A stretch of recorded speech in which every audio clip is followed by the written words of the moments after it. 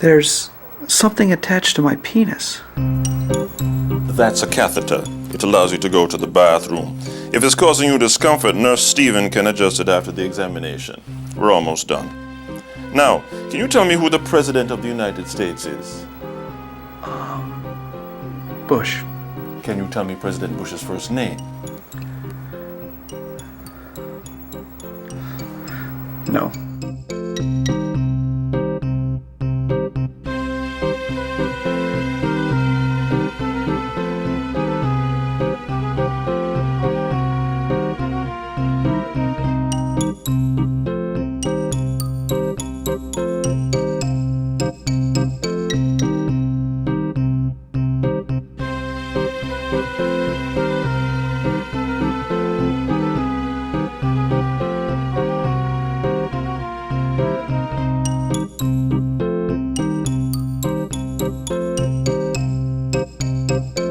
Do you feel any nausea? No. Dizziness? No. Wait. I mean, should I feel nausea and dizziness?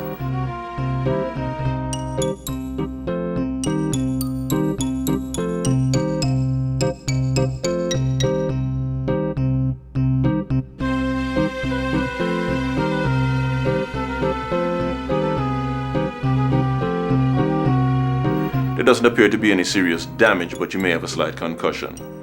We're going to need to keep you awake through the night as a precaution. Stephen will be with you, but I'll be in periodically through the night to check on your progress. All right? All right.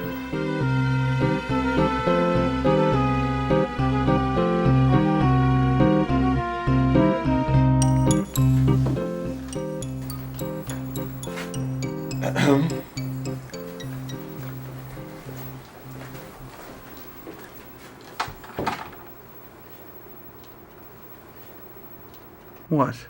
So, shall I adjust the device for you? The what? The catheter. You said it was causing you some discomfort. No. No, it's not bothering me. Listen, you don't have to be nervous about it. Remember, I am a professional. I know you're professional, but it's not bothering me, really. Okay, well, perhaps I can do something else for you. Are you hungry or thirsty? I'm a little thirsty. Okay, well, why don't I get you some water then?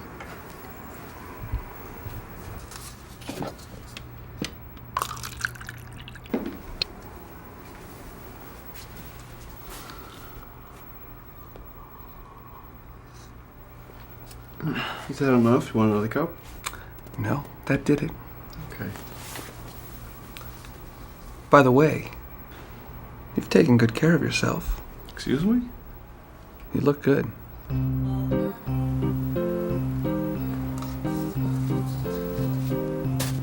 I hope my negatives are okay. Everything else is replaceable. So you're a photographer? Yeah. Yeah, something like that. Are you on assignment for a newspaper or a magazine? Fuck no. Well, then what do you take pictures for? Art. Oh, so you like sell your work in art galleries and stuff like that? Sometimes. That's why you're traveling around, right? Yeah. I'm doing this series titled America's Lost Highways. Well, do you have some kind of grant that's funding your work? From the Visa Foundation. You mean Visa awards grants to artists? Yeah, as long as the artist agrees to pay the grant back with 18% interest. Oh. Well, it's got to be real important work for you then, right? We'll see about that. I only left Washington a few days ago. Wow, you're from the capital? I was, but I officially moved from there when I began this series. So, you don't have a home? Not at the moment. Are you in some kind of trouble, Mr. Donnelly? Get lost. I mean it. Oh, come on. I'm gonna call the cops. Get out. What? Come on. I mean it. Get out. No, I'm just an artist who can't catch a break. Well, maybe I should expand that a little and say that I'm a person who can't catch a break in general. Especially the last 3 years. I mean, the last 3 years, it's like I've been the victim of a voodoo play. A voodoo play? Yeah, like there's this underground theater company somewhere staging this savage improvisational comedy. And every fiendish twist they create on stage actually happens to me in real life. Have you spoken to anybody about this at all? I don't have the resources for a therapist. Well,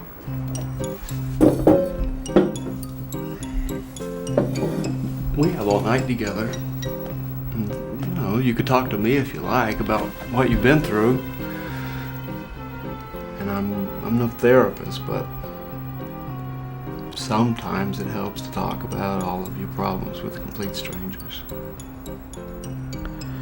Actually, you seem kind of familiar to me. I do? Why is that? I don't know. I wish I could say the same. Why? I don't know, I guess you just seem like somebody that someone else might want to be acquainted with, that's all. Well, you shouldn't say that until you've heard my story. Okay. Well, what is your story? When did this, voodoo play, as you call it, begin? It all started on the streets of Baltimore.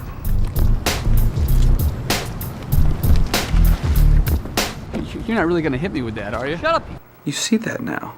Well, yeah, how else could I see it? That I ran from a group of 12-year-olds? Oh! But you could have been killed. And besides, 12's not so young when there's 10 of them. It wasn't so much that, as that I didn't want to have to hurt any of them, which is what I would have had to do if I didn't run. In fact, I think that's what caused you to lose faith in me. What do you mean, Mr. Donnelly? It's why you left me, damn it. Deep down inside, you want to love a man who possesses more innate aggressiveness. Mr. Donnelly, are you feeling dizzy? No. Don't sidetrack me with that concerned shit. It's why you left me. Just be honest about it, for Christ's sakes. Mr. Donnelly, listen, just relax. I'm going to go get the doctor. Hey, I don't need a doctor. Hey! Get back here, damn it!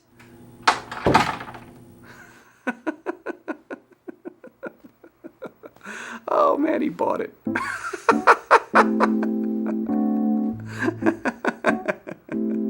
This is Raskolnikov, and I'm dying. I need you to comfort me, or by my own hand, I'll die. I'll die! Mr. Donnelly. Mr. Donnelly, can you hear me? Wake up, Mr. Donnelly. Hey! I'm sorry, Mr. Donnelly, but it is critical you remain conscious. Now, can you count to 10 for me? 1, 2, 3, 4, 5, 6, 7, 8, 9, 10. Can you tell me what state you're in? Ohio. Athens, Ohio. Good. And can you tell me the city and state in which you reside? Actually, Doctor. Please, Stephen, not until I'm through. What Stephen is trying to say, Doctor, Is that I don't live in any town or city at the moment. Oh, you're homeless. No. I'm simply traveling between one phase of my life to the next. I see. Well, clinically speaking, your general awareness seems to be clearer than just 10 minutes ago. So in that case, I'll stop back later to check on you. Stephen, may I have a quick word with you out in the hall? Doctor, I swear I did nothing to set that patient. Yes, Stephen, I believe you. After speaking with Mr. Donnelly just now, I am convinced his mental state was probably askew even before this accident. But in order to keep him awake, I'm afraid you're just going to have to play along with his fantasies. Certainly, Doctor. Up to a point, that is, Stephen. I don't want things going overboard again like with that lacrosse player. I'm going to kiss you over and over. That will never happen again, Doctor. I hope so, Stephen.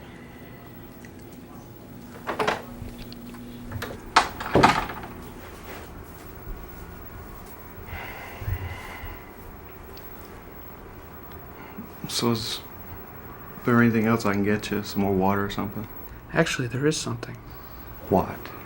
I need to know if you're still attracted to me. Mr. Donnelly, you need to realize that I'm not the person that you keep referring to me as. I know that. But before I even started my Baltimore story, you said that I seem like somebody a person would want to be acquainted with. And I'm wondering, do you still feel that way about me?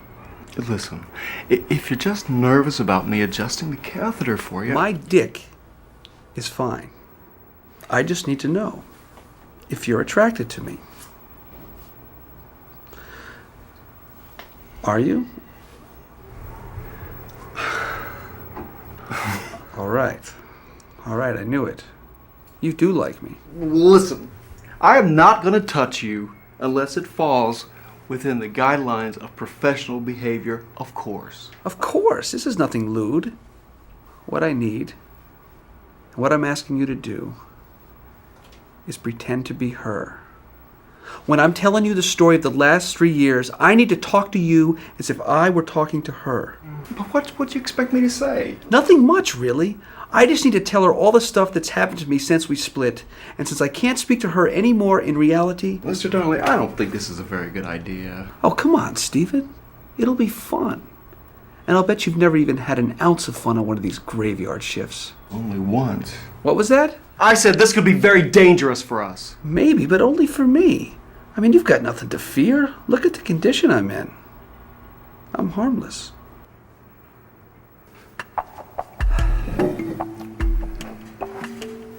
So, did I dump you after you told me about the assault in Baltimore?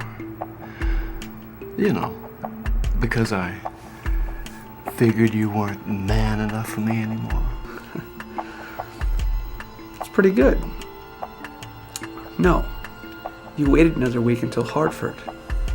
You were an actress, and you were doing a national tour of Hello Dolly at the time. We shared an apartment together in New York, and I visited you on weekends.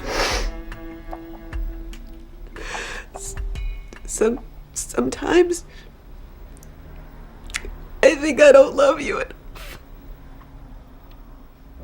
But then I think about us breaking up and I start to cry.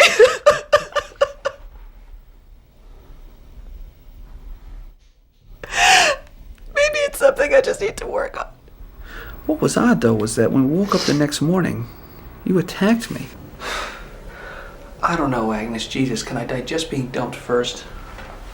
Normally I'd say yes, but I'm on the road and I have to move pretty quickly on this. Well, yeah, you're on the road and you're not here. That should give me more time. It's not like we're going to be together. I'm sorry. But I have to put this behind me, and with you here, I can't do that. This is my apartment, remember? I know it's your apartment, Agnes, but as you know, I don't have a lot of money right now. But you have to leave. Look, I'm not unreasonable. I can give you till April 1st. That's only 5 weeks. How am I going to get the money together and find a suitable apartment in this city in 5 weeks? I don't know, Jude, but people do it. My God, what did you do? I went out and got a darkroom. You mean you went out and got a dark, dingy hotel room? No. I mean, the next day I went out and literally bought an entire photographic darkroom set. So, what did I do when you came home with all that equipment? Actually, you'd already gone back on the road that morning, which gave me the freedom to set all that stuff up right in the middle of your apartment. You didn't dare.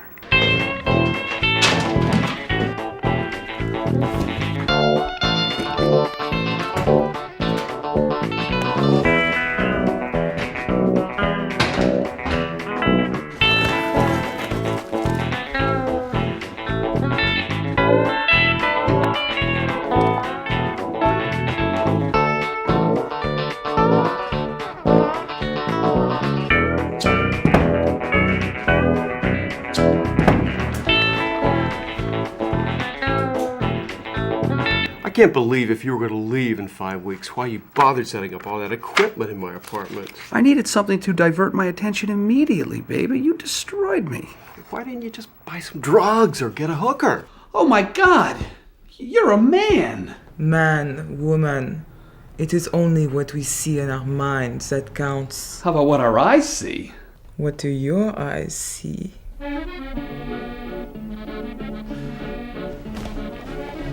You mean you cheated on me with the man? I didn't cheat. We were already broken up. But it was still my apartment you were living in. Hey, I was paying half the rent. No, but it was my lease. And I'm assuming that the bed you had this tryst in was still my bed. Yeah, it was your bed. You're doing very well, by the way. What do you mean I'm doing well? At playing her. You're becoming quite convincing. Well, you're becoming quite despicable.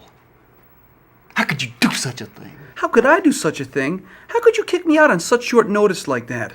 I mean, for God's sakes, I ended up out in Queens in a one-room serial killer basement special. The fella who's living here now isn't moving out because he's unhappy with the apartment. He's moving out because he has some problems up here, if you know what I mean. Oh, I mean, he's not the frothing at the mouth lunatic type or anything. He's just having a tough time right now.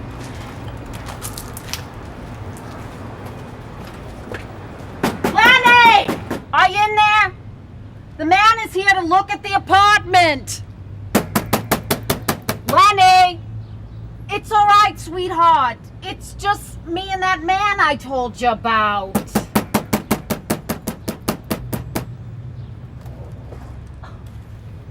Hi, Lenny. See, it's just me and that man. Don't be scared, dear. And then my landlady's boyfriend had some kind of auto repair business that he ran out of the garage. And he had all of these power tools that took up a lot of electricity. So 4 or 5 times a day, suddenly the power would go out.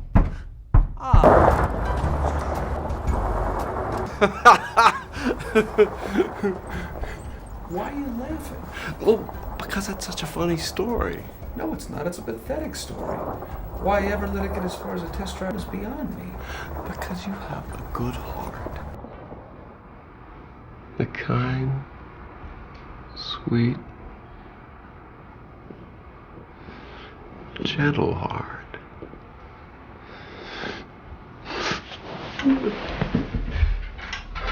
Why are you crying? Because it's stuff like that that reminds me of how much I love you. But you don't love me. You dump me like a bad habit. But maybe I made a mistake. In fact, I know I did. Just tell me what I gotta do to prove that to you. Look, if you feel you made such a big mistake, then why are you back in New York and not here with me? I am here. I'm right here standing over you, Jude, and I want you back. Broken arms and all. I want you right now. No, you're not here. You are a substitute, remember? But don't you want me to be her? Yes, I want you to be her, but you're not her. You're becoming way too coddling. Agnes would never do that. She was a strong, determined, tough, opinionated woman. That doesn't sound very attractive to me. Well, I admired her determination. I even found it sexy.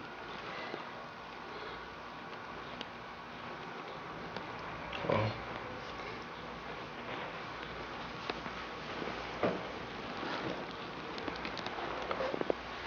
I guess I could play her that way. Anything to become more involved.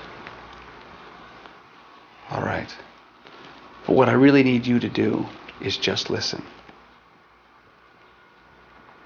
Okay. I'm listening.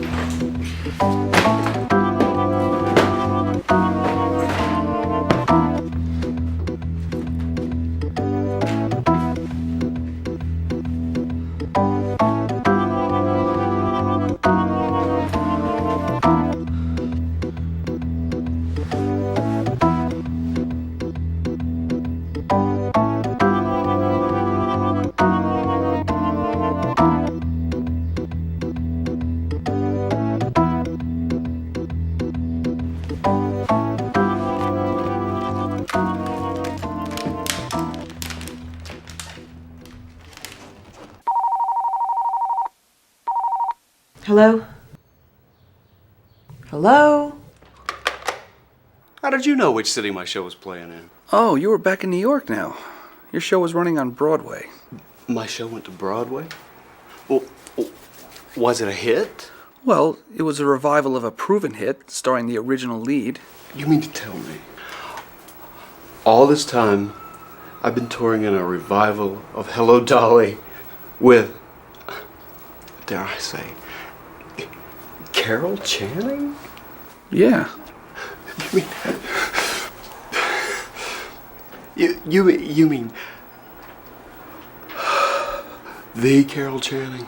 Yeah, who else? Oh, Mr. Donnelly, I really want to be your ex-girlfriend. Well, you are being her. No. I mean, I really want to be your ex-girlfriend. I don't want to pretend anymore.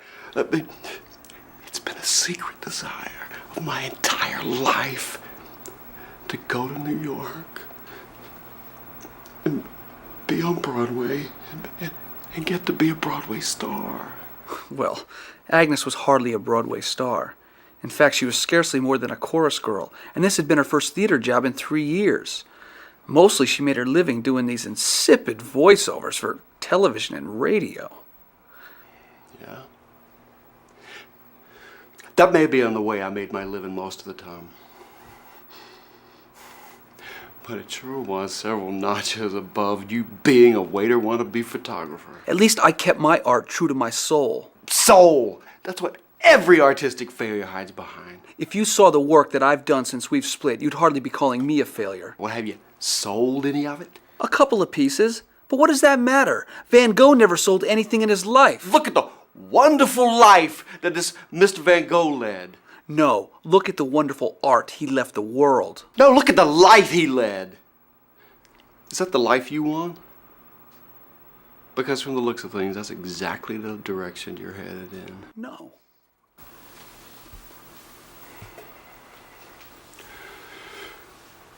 For the first time this evening, I've begun to see why I dumped you.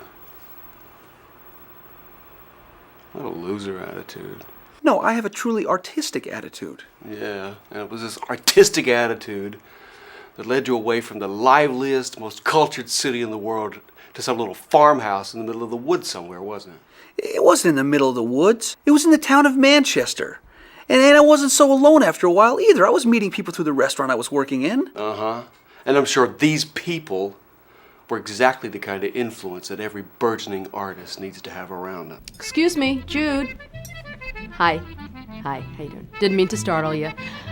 This is Kenny. I don't know if you've had a chance to meet. He opens up for us in the morning and he cleans up. Have you met? Oh, no, I haven't. Hi, Kenny. Hello, Jude. Okay, Kenny, hon, you can take off if you want. Bye, Kate. Bye, Jude. Bye, Kenny. That's great. That's great. Okay, here's the situation. Kenny is very sweet, very, very hardworking, a little slow. Yeah. And if you ever see him with his hat to the side so his brim is like over here, that means he wants attention from you. He's needy and slow, needy and slow. And have you met Eric in the kitchen? No. He's under house arrest. Yeah, a lot going on. I'm telling you, Kenny, I learned my lesson this time.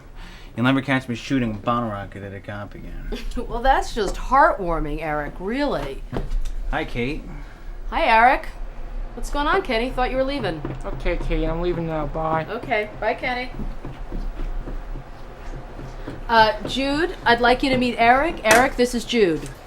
Hi. Hi.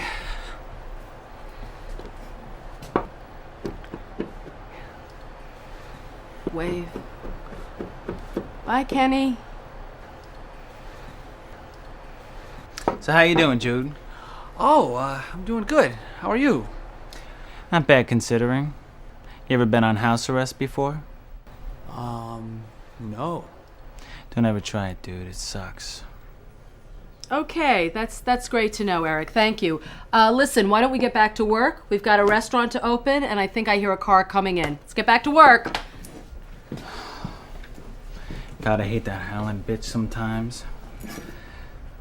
Sometimes I'd like to take this knife and chop her up in little pieces and put her in a deep fryer and serve her as chicken wings. Is that a fact? Probably not. Just a fantasy of mine. But everyone has a right to dream, right? Oh, yeah, definitely. So you ever wrap a cat up in a burlap sack and throw it through your neighbor's window? All right, so maybe I wasn't meeting the right people, but I was doing some great work up there.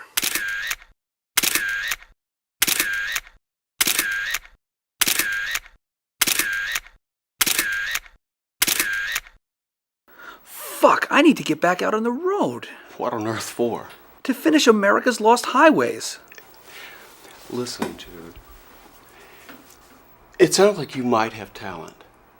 But do you honestly believe that a series of photographs of old country highways with cracked pavement is going to bring you any kind of commercial success? Let me tell you something. That cracked pavement is a metaphor for every American dream whose continuity has been broken. In what way? In the way that all of us had big dreams at one point in our life, but 99% of the time while pursuing those dreams, something causes the wheels to fall off and we settle for something less. And that's what made the tire fall off your trooper. No, baby, you were my cracked pavement. But let me tell you something. When I get out of here, that camera of mine is going to put that tire back on again. Now ask me, were there any other women who worked there? Who worked where? At the restaurant in Vermont. Do you have any tattoos? What? Where'd that come from? I don't know, I'm bored and could give me something to do, you know? If you had some, you could show them to me. Hey, Eric! Where the hell's my cafe melt, you dumbass? I ordered the thing over a half hour ago. You half dick. I have one right here. On my bicep. You're from Vermont and you've never been skiing. That's right. Wow. Did you ever leave town? On occasion. Once a month, my mother goes down to Bennington to shop. Sometimes I join her. We live together. You live with your mother? I have one in here. Where? My shoulder. I know, Jude. I'm a moderately attractive young girl who could be a much more attractive young girl if only I put some effort into it. But my snowboarding boyfriend left me, my yuppie parents hate me, and I'm behind on my car payments. So what's the point? And I have one.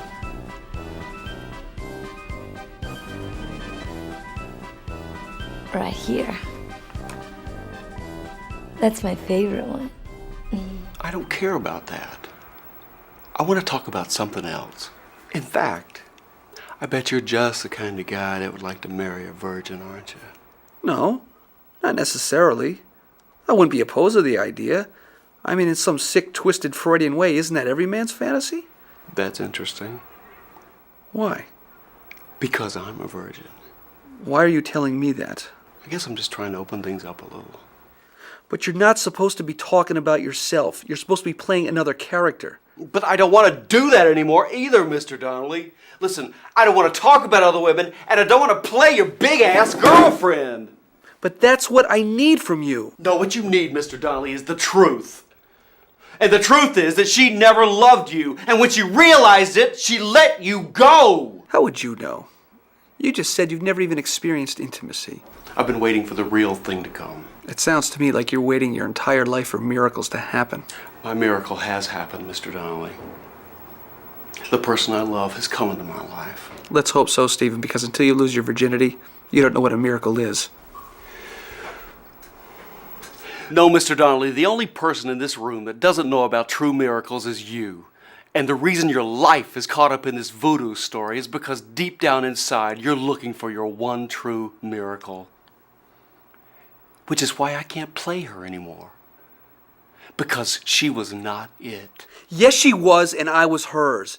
It just got messed up is all. Now look, if you don't want to play her anymore, that's fine. But I need to go over this just the same, and I need you to listen. You do need me to listen. Because what lies ahead for you, if you don't overcome this, is far more tragic than anything you've ever been through. Oh, how would you know? Well, I can see your life in Vermont was extremely isolated, and that you struggled to surround yourself with people of similar cultivation. Hi. Your name's Big Daddy. That's what it says. That's interesting. Of course, I'm guessing you got a real name too, right? What do you think? Well, I think that you probably do. Smart cookie. Thanks. Thanks. You mind telling me what it is? Paul. But I don't ever want to hear you say it, here? Oh, sure. I can totally respect that. I don't need you to respect it. I just don't want to hear you saying it. Understood. So, I'm guessing you got this name Big Daddy from Cat in a Hot Tin Roof, huh? What? The name Big Daddy. It's from that Tennessee Williams play, Cat in a Hot Tin Roof. I don't know where it came from. Oh, well, You see, Tennessee Williams, the playwright, he wrote this play called Cat on a Hot Tin Roof. I don't know who you're talking about, but in a minute, I'm gonna take a cat, a tin roof, and the entire state of Tennessee and shove it up your puny little ass. Now that's something you better respect. You got it? Yeah. No problem. Now get out of here. Sure, no problem. Big Daddy. Hey. Your, old dog, huh? I can also see why this isolation caused you to contact Agnes again. Hello? Agnes, hello. Look, the reason why I'm calling is that I'm doing my taxes. And I'm going to write off a portion of my rent as a business expense, because of my darkroom. So I'm just wondering, if you could write me out a rent receipt for the month that I had the darkroom in your apartment. Is that really necessary? If I ever got audited, sure. Jude, you make less than $15,000 a year. I doubt you're ever going to get audited. Besides, how much of a write-off could it be? A couple $100. And how much would that actually save you on your taxes? I don't know. $20. She never sent you the rent receipt, did she? No. And yet you still continued to make the phone calls, right? How do you know? It's written all over you. And the phone calls became more and more bizarre, didn't they? Hello. Bogey! I'm sorry? Bogey! Okay, this is pretty strange. Money. It's the only thing that matters. Money. It's the only thing that matters.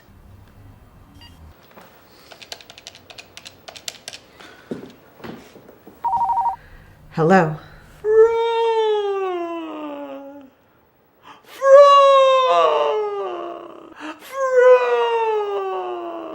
Of course she knew it was you. I don't think so at first. And besides, I only did it a few times while I was in Vermont anyway. Once I got it in my mind that I wanted to move to D.C., I got so preoccupied with that I stopped calling. But going to D.C. turned out to be just another diversion.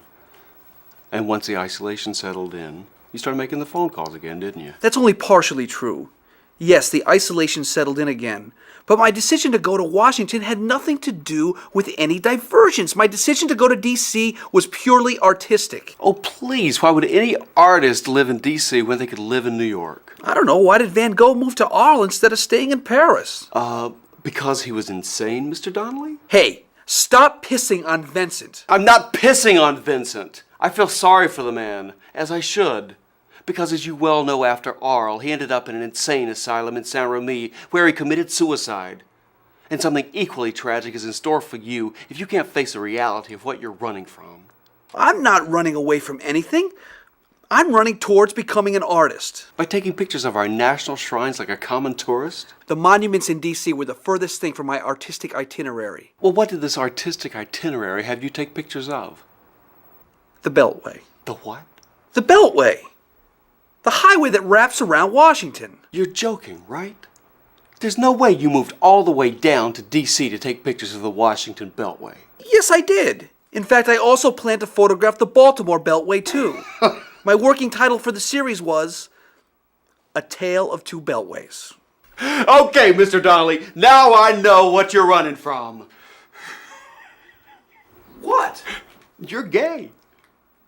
What? You're gay! Hey, fuck you. Oh no, Mr. Donnelly, you are queer! Why? Because I take pictures of highways, Stephen? Nah, because the only possible explanation for this kind of irrational thinking is deeply rooted sexual repression. And since you obviously are familiar with women, the only other conclusion could possibly be is that what you really want is a man. And since you can't admit that to yourself, you just keep driving on and on and on, filling your time with aimless ambition. Oh, how the fuck would you know? You're just some hick nurse. Because until tonight, I was hiding from the very same thing. Oh, give me a break. I knew you were gay the moment I first saw you. How did you know? By the way you walk and talk and act, and believe me, you didn't just pick up these affectations tonight. But I waited for my miracle to come. And until it did, I wasn't sure. But tonight, my miracle came. And I'm positive. Back off here. If I hear you say to me what I think you want to say to me, that's going to put me completely over the edge. But you are over the edge, Mr. Donnelly. That's why I've got to say what I've got to say. No, Stephen. No, you don't. Mr. Donnelly, it's no use. I love you. Stop it, Stephen. I can't stop, Mr. Donnelly. It's true. I love you with all of the oxygen in my blood. I love you with the marrow in my bones. No, Stephen, no! Oh, Jude, it's true. I love you. I love you the way Anthony loved Cleopatra, the way Napoleon loved Josephine. I'm willing to risk it all. Let them do with me as they may. The truth is out. The time has come. Brace yourself, Mr. Donnelly. Brace yourself real good. I'm going to kiss you over and over and over. Well, how's our patient here? Has the fog cleared yet? I believe it's about to, Doctor. Is that so, Jude? Stephen, this patient's not conscious. Oh, no. Mr. Donnelly. Mr. Donnelly, wake up. I'm not fucking gay. I'll admit, yes, I've had sexual thoughts concerning men. I even slept with a cross-dressing one once, but I didn't know he was gay until later. And besides, he was French. And sleeping with a Frenchman does not make you gay. Stephen, what have you two been talking about? Shut up, doctor. I'm not through. Now look, I support the gay community. In fact, the straw that broke the camel's back for me in Vermont had to do with gay slander. But right now, in this moment, I miss you.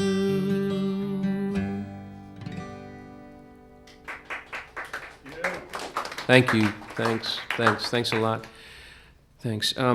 This next song is also about loss, but not loss in the eternal sense.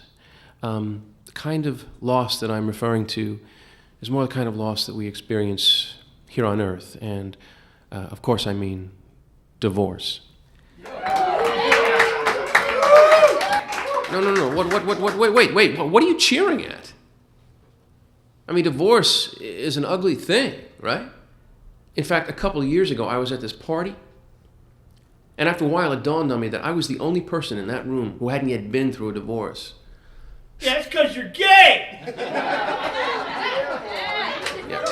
But just the same, I know that I want to spend the rest of my life with a woman. I want this so badly that it's probably the thing that screwed me up the last 3 years. I'm possessed by this false ideal. Eternal love. But I simply refuse to settle for anything less. Yes, Mr. Donnelly, that's fine. Now, can you count to 10 for me? I don't need to count to 10, Doctor. My consciousness is quite clear. I'm sorry, Mr. Donnelly, but I beg to differ. Just a moment ago, you were out completely. I was faking, Doctor. I was simply trying to block out something I didn't want to hear. Something Stephen was trying to say? Yes. Was he accusing you of being a homosexual? He was trying to help me, I think. I see. Stephen, what did I specifically tell you earlier? Well, you said to play along with it. What else did I specifically tell you? I'm sorry, Doctor. Yes, well, this is the lacrosse player all over again. And if it weren't for the lack of qualified nurses in this town, you would be out of a job. I understand. No, I'm not sure that you do. Now, has it gone to the point you have told Mr. Donnelly that you love him? Wonderful. Well, luckily, we have another nurse coming on duty soon who can replace you. Until then, I want you to apologize to Mr. Donnelly emphatically. Then just do your job, which is simply to listen and then keep him alert. Okay, Doctor.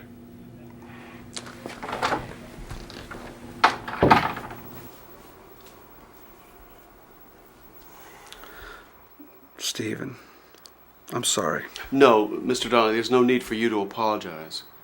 I'm the one who's sorry. Why should you be sorry? You've only been trying to help me. No, that's not true. My intentions have been quite selfish, really.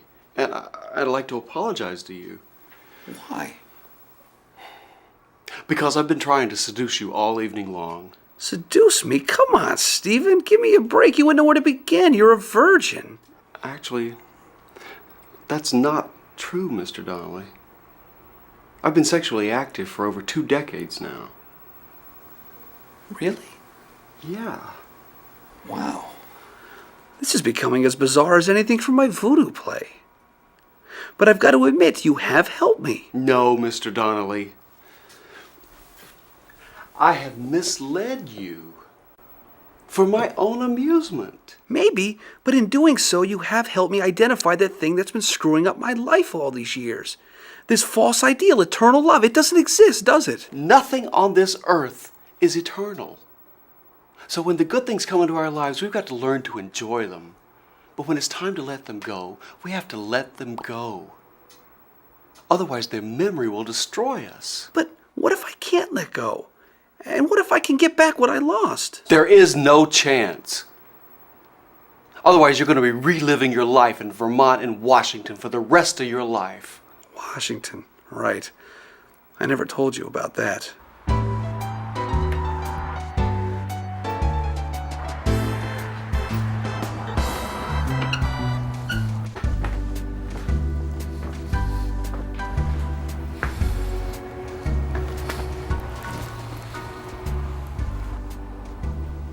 Sorry, mister, but we're all out of honey roasted peanuts. Excuse me? We're all out of honey roasted peanuts. That's what you're looking for, right? Yeah, you're right. How'd you know? Because you're in here every night, and that's what you always get. Yeah, I guess you're right. Well, tonight you're out of luck. Oh. Well, will you be getting a new shipment of them in soon? I don't know. Probably. Oh, well, until that time, how about me and you go out? What? You and me, let's go out. Regardless of when the peanuts come in. Get lost. Oh, come on. You don't mean that. What the hell are you doing, sir? I want to kiss you. Get lost. I mean it. Oh, come on. I'm gonna call the cops. Get out. Come on. I mean it. Get out. Hey, how you doing? How you doing tonight, huh? How are you, sweetheart? Mildred! Here, kitty! Kitty, kitty! Come here. Yes. Yes, you're lonely just like me, aren't you? Want to see where I live? Come on. I'll show you where I live. Excuse me, sir? Sir? What? Would it be all right if the kids had a look through your camera lens at your shot? When? When? Yeah, when? I'm sorry, I don't understand what you mean. I mean when? Before or after I shove this camera up your ass? The knife is out! The knife is out! But soon, it'll go in! It will go in!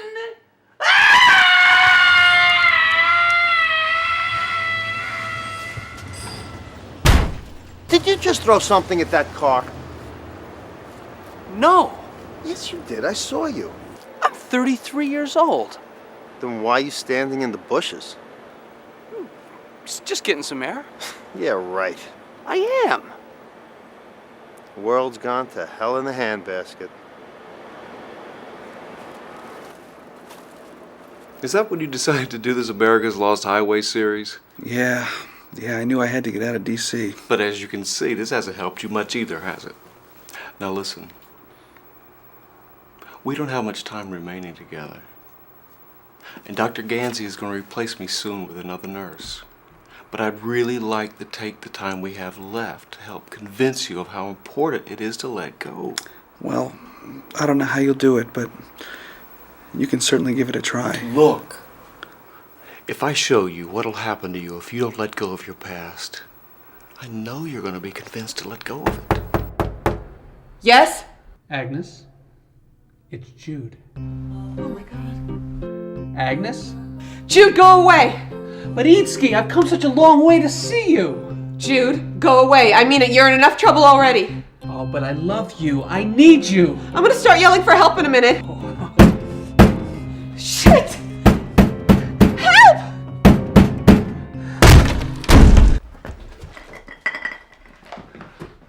Ah! God damn it! Oh, you fucking bitch! You fucking bitch, Hold man. it right there!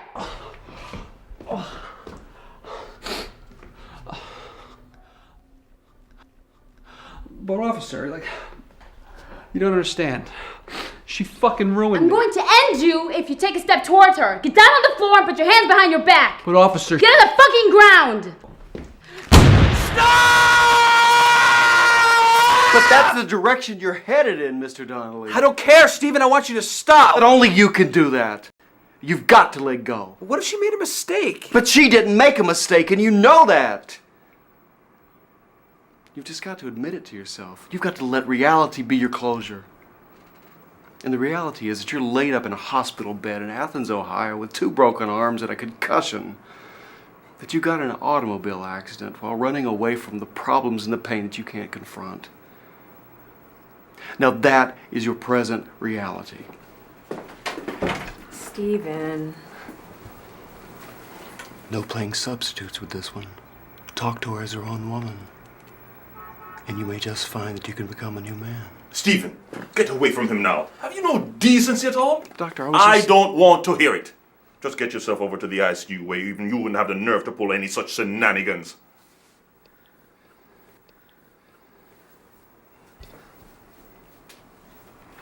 I apologize for Stephen's behavior, Mr. Donnelly. I'm most embarrassed by it. Oh, that's okay, doctor.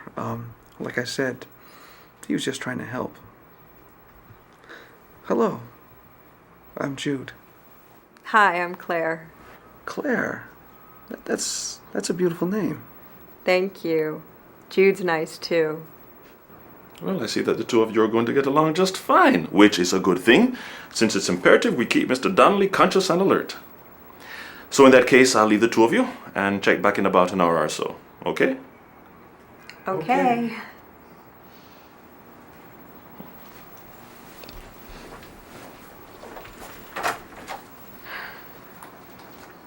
So, the doctor tells me you were in an accident, that apparently a tire fell off your car. Yeah, that's true. But I don't want to talk about my car. I'd much rather talk about yours. My car? Why? Because I bet it takes people to good places. Or mine only takes people to places where they don't belong. Well, when I first got out of nursing school, my car did take me to Yellowstone National Park. That was a really great place. Excellent, Claire. Excellent. Let's get into your car and go to Yellowstone. I've never been, and nothing could keep me awake and alert like the adventure of a new experience.